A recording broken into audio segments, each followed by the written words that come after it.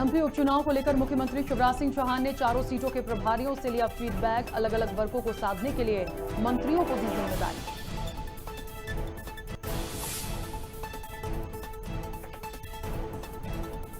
मध्य प्रदेश में लगातार बढ़ रहा है डेंगू का कहर। कांग्रेस ने राजधानी में डेंगू से बचाव और सावधानी के लिए शुरू किया जन जागरण अभियान।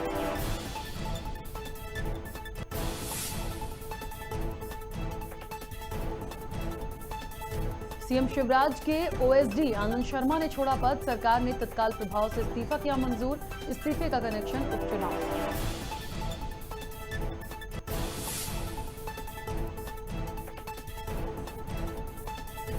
छत्तीसगढ़ सरकार छात्रों को पढ़ाएगी राष्ट्रपिता महात्मा गांधी का पाठ। 5वीं से कक्षा 12वीं तक के पाठ्यक्रम में जोड़ी जाएगी गांधी की बुनियादी शिक्षा।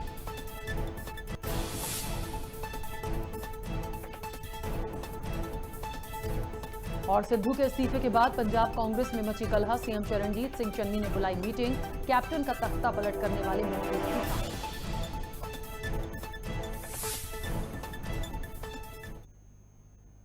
नमस्कार, खबर भारत देख रहे हैं आप। मैं हूं आपके साथ राखी। खबरों की शुरुआत करेंगे। मध्य प्रदेश में 3 विधानसभा और 1 लोकसभा सीट पर उपचुनाव की तारीख तय हो चुकी है। इसको लेकर गृह मंत्री नरोत्तम मिश्रा ने कहा कि कांग्रेस का निर्माण गुट के आधार पर हुआ है, उन्हें पता है वे हारने वाले हैं। वहीं पंजाब के नवजोत सिंह सिद्धू के पद से इस्तीफे पर उन्होंने कहा कि कॉमेडी नाइट से सिद्धू आए थे, अब पंजाब में राहुल कॉमेडी नाइट चल रही है। वहीं गृह मंत्री ने नेता प्रतिपक्ष कमलनाथ के जल्द स्वस्थ होने की कामना की। कॉमेडी नाइट से सिद्धू ने इस्तीफा क्या दिया, पंजाब में आते ही राहुल कॉमेडी नाइट शुरू हो गई। अभी सिद्धू शुरू हुआ तो फिर अमरिंदर सिंह तो फिर चन्नी तो फिर राहुल तो फिर कन्हैया। अब आखिर चचा दिग्गी का दर्द तो छलकेगा। तो ये इमरजेंसी की याद दिलाता है। ये कांग्रेस जब भी ताकत में आएगी सबसे पहले मीडिया को कुचलेगी। ये भूपेश बघेल जी के बयान से हो गया है। ये प्रजातंत्र के चौथे स्तंभ को कुचलकर ही राज करना चाहते हैं। ये चाहते हैं कि खाता ना वही और भूपेश का ऐसो सही। स्वास्थ्य लाभ ले रहे हैं वो अभी, और मेरी प्रार्थना है कि वो जल्दी स्वस्थ हों। जब सेनापति ही नहीं है तो सेना की चर्चा क्यों करें अपन। स्वाभाविक रूप से नहीं दिखेंगे वो, और उनको मालूम है कि इन चुनावों में हारने वाली है कांग्रेस। ये सबको दृष्टिगोचर हो रहा है। जब उन्हें अवसर मिला तो उनने कुछ किया नहीं। अब सिर्फ हमारे ऊपर उंगली कब तक उठाएंगे। जनता समझ गई है उनको। काठ की हाड़ी एक ही बार चढ़ती है। कोरोना के क्षेत्र में स्थिति पूरी तरह से नियंत्रण में है। पिछले 24 घंटों में मध्य प्रदेश के अंदर कोरोना के 8 नए प्रकरण पूरे प्रदेश में आए हैं, जबकि ठीक होकर अपने घरों की ओर, गंतव्यों की ओर जाने वाले 5 लोग हैं। मध्य प्रदेश के अंदर 127 एक्टिव केस बने हुए हैं।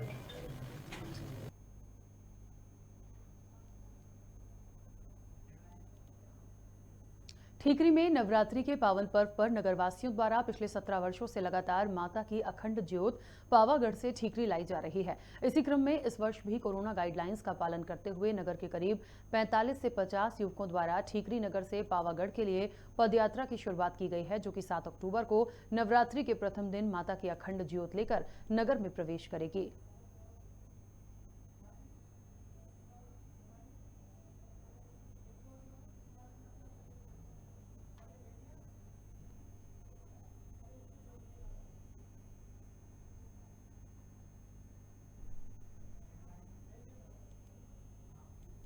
डेंगू से बचाव और सावधानियों के लिए कांग्रेस ने सफाई अभियान शुरू किया है। इसके लिए कांग्रेस के पूर्व मंत्री और विधायक पीसी शर्मा ने एक अभियान की शुरुआत की। इस अभियान की शुरुआत राजधानी भोपाल के 5 नंबर मार्केट से हुई, वहीं समापन सेकंड स्टॉप पर हुआ। पूर्व मंत्री पीसी शर्मा ने बताया कि पहले कोरोना के लोगों की जानी गई हैं, अब डेंगू से जा रही हैं। डेंगू के प्रति जनता को जागरूक करने के लिए जन जागरण अभियान चलाया जा रहा है, जिसमें हमने नगर निगम को भी अपने साथ लिया है।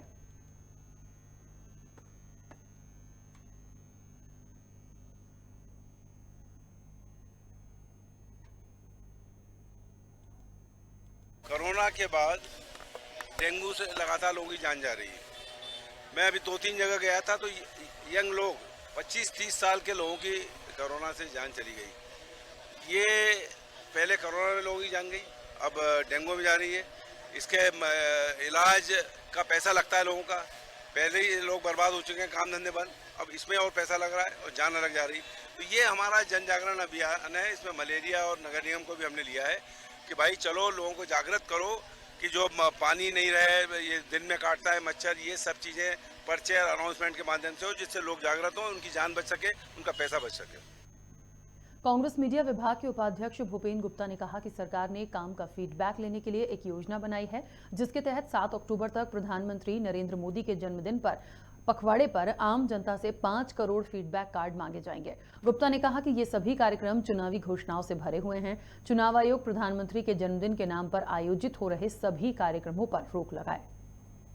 आदर्श आचार संहिता लागू हो चुकी है और इसके बावजूद मध्य प्रदेश में प्रधानमंत्री मोदी जी के जन्मदिन के महोत्सव के बहाने कई सरकारी कार्यक्रमों का आयोजन किया जा रहा है, जिसमें विभिन्न प्रकार के जो है योजनाओं के नाम पर हितग्राहियों को लाभ पहुंचाने की चेष्टा हो रही है।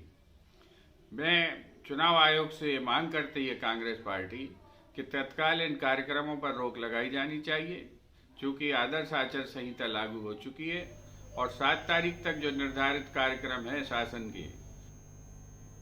शुजालपुर में मध्य प्रदेश विद्युत वितरण कंपनी के आउटसोर्स संगठन के कर्मचारियों की विगत 3 दिनों से हड़ताल जारी है। कर्मचारी 3 मांगों को लेकर अनिश्चितकालीन हड़ताल कर रहे हैं। कर्मचारी संगठन के पदाधिकारियों का कहना है कि अगर हमारी मांगें नहीं मानी जाती हैं तो हम अनिश्चितकालीन हड़ताल के साथ साथ प्रदेशव्यापी आंदोलन भी करेंगे।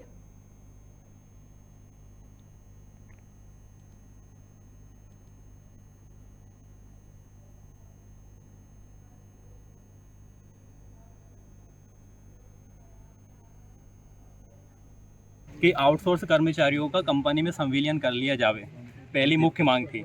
दूसरी हमारी मांग थी और इसी के साथ साथ ठेका प्रथा को समाप्त कर दिया जाए, क्योंकि आज वर्तमान में जो कंपनियां हैं वो हमारे साथ बहुत शोषण कर रही है और उससे हम आम जितने भी कर्मचारी हैं सब बेरोजगार कर्मचारी सभी उससे पीड़ित हैं। हमें करीबन 5 महीने से किसी का पीएफ नहीं डाला गया और इसके लिए कोई अधिकारी कर्मचारी जिम्मेदार हमारा नहीं है। संबंधित विषय में आपने किससे शिकायत की? जी, संबंधित विषय में हमने माननीय ऊर्जा मंत्री जी से शिकायत की।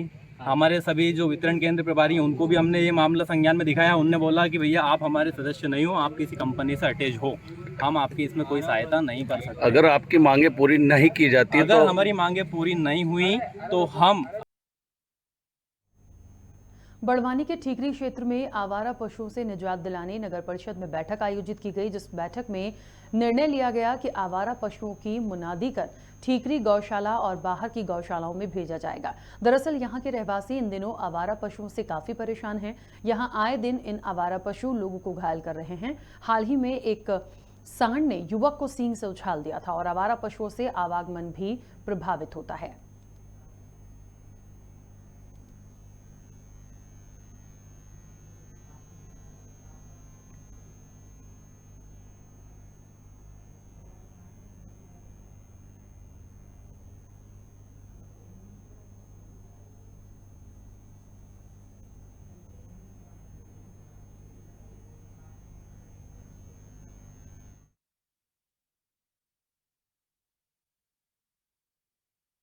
में जो आवारा पशु घूम रहे हैं उससे आम जनमानस को बहुत परेशानी हो रही है, उसको देखते हुए मीटिंग रखी गई थी। तो क्या निर्णय लिए गए मीटिंग में? आज प्रशासन ने सख्त कार्रवाई करने के निर्देश जारी किए हैं। आज मुनादी करी जाएगी और कल से इन पशुओं को पकड़कर ठीकरी गौशाला और बाहर की गौशालाओं में भिजवाया जाए। आज नगर में जो आवारा पशु बाजार में, गलियों में, चौराहों पर, मोहल्लों में इधर उधर भटक रहे हैं, जिससे आमजनों को, नगरवासियों को काफ़ी समस्याओं का सामना करना पड़ रहा है। इसी सिलसिले में उनके नियंत्रण के लिए हम क्या क्या कदम उठा सकते हैं, इसी तारतम्य में आज हमने नगर परिषद के अमले के साथ पुलिस विभाग, राजस्व विभाग, गौशाला का स्टाफ और साथ ही नगर के सभी जनप्रतिनिधि उपस्थित रहे।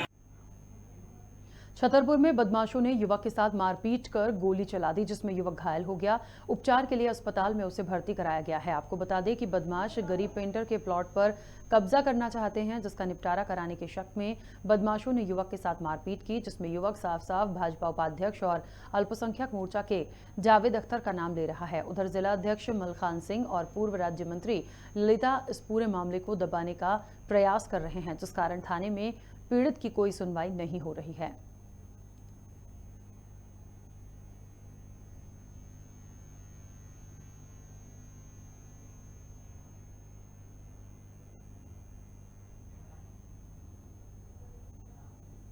रतलाम के मालिकुआं क्षेत्र में किराए के मकान में रहने वाली एक महिला का शव मिलने से क्षेत्र में सनसनी फैल गई।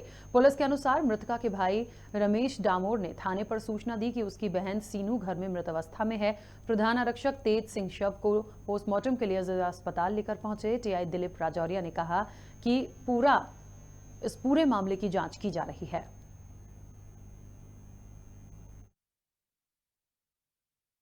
रमेश नाम का एक लड़का आया था और रमेश ने सूचना दी कि मेरी बहन जो है मालिकुआ में किराए के मकान में रहती है। तो कल उसने फ़ोन नहीं उठाया था, शाम को फ़ोन लगाया था, तो देखने के लिए आया। वो गांव से देखने के लिए आया तो उसने देखा कि जो बहन है उसका नाम है सीनू, पति का नाम है रमेश सरपोटा। उसका शव जो है वो कमरे में मिला। तो सूचना देने आया था। सूचना पर से मर्ग कायम कर लिया गया। मर्ग कायम करके जांच की जा रही है। सर महिला का नाम वगैरह कोई पहचान वगैरह हुई है? शीनू नाम है महिला का। उसके पति का नाम है रमेश सरपोटा।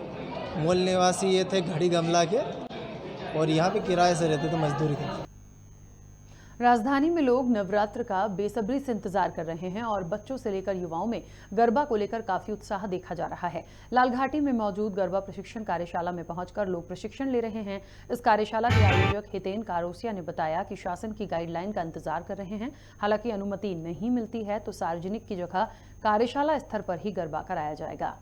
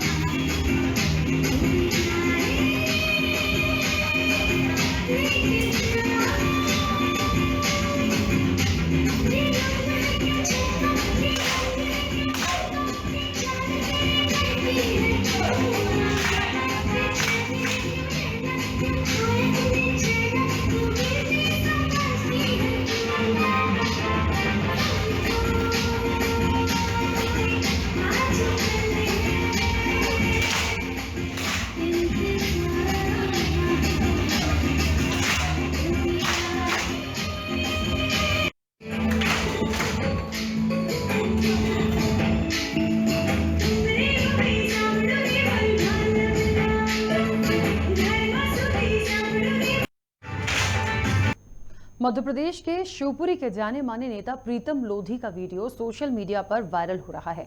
वीडियो में लोधी एक पेट्रोल पंप पर एक व्यक्ति के ऊपर थप्पड़ बरसाते हुए दिखाई दे रहे हैं। ये पूरा घटनाक्रम पेट्रोल पंप पर लगे सीसीटीवी कैमरे में कैद हो गया। वहीं वायरल होने के बाद ये वीडियो खूब सुर्खियां भी बटोर रहा है। दूसरी तरफ पिटने वाले व्यक्ति अच्छे लाल लोधी ने भाजपा नेता का बचाव करते हुए ये कहा कि उनका विवाद किसी और से था और भाजपा नेता ने उनका बचाव करते हुए उन पर हाथ उठा दिया।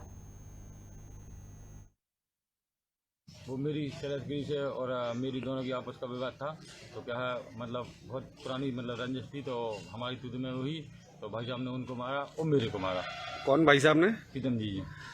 भारतीय जनता पार्टी का कार्यकर्ता हूँ, मैं ऐसा पता रहा हूँ और रहूँगा।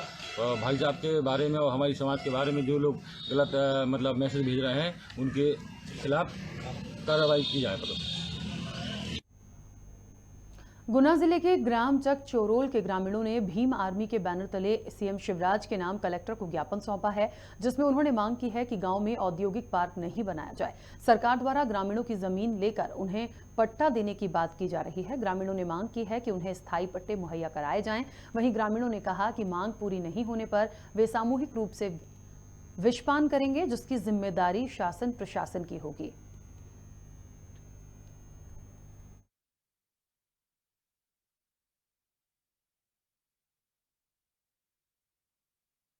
भीम आर्मी भारत एकता मिशन जिला गुना द्वारा एक ज्ञापन दिया गया, जिसमें मुख्य बिंदु इस प्रकार है कि ग्रामीण चक चोरोल वासी जो हैं लगातार आज़ादी के बाद से 80 साल से अपनी कृषि भूमि पर कृषि कार्य करते आ रहे हैं और अपना जीवन यापन करते आ रहे हैं।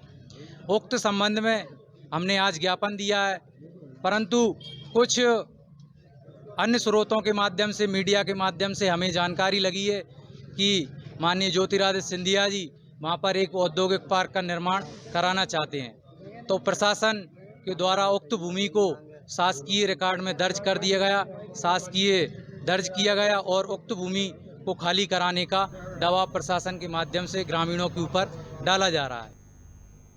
बड़वानी में एक युवक और युवती ने जहरीला पदार्थ पी लिया। गंभीर अवस्था में 108 एम्बुलेंस के माध्यम से जिला अस्पताल लाया गया, जहां उपचार के दौरान दोनों की मौत हो गई। आपको बता दें कि दोनों ने मीनाथ नगर में कल ही वो लोग रहने आए थे। फिलहाल दोनों के शव को पोस्टमार्टम के लिए भेजा गया था और वहां पर उनकी बॉडी को भी रखा गया। पुलिस के अनुसार प्राथमिकता से देखें, प्रथम दृष्टया देखें तो ये मामला जो है वो प्रेम प्रसंग का प्रतीत हो रहा है, इसलिए पुलिस द्वारा इस पूरे मामले की जांच की जा रही है। घटना से जहां सनसनी फैल गई है, वहीं पोस्टमार्टम रूम के बाहर लोगों की काफी भीड़ लग गई।